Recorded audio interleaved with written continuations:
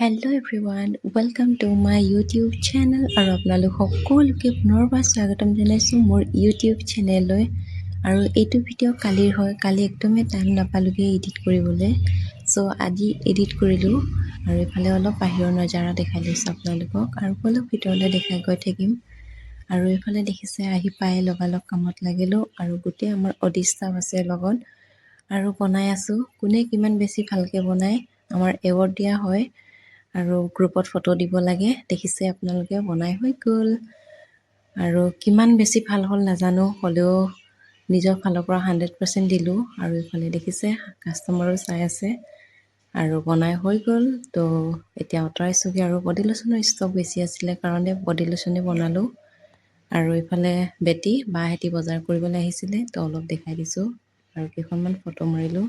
আৰু ছাৰহেঁতি আহিছিলে ভিজিটত, তো ছাৰহঁতৰ লগতো কেইখনমান মাৰিলোঁ। Bye bye.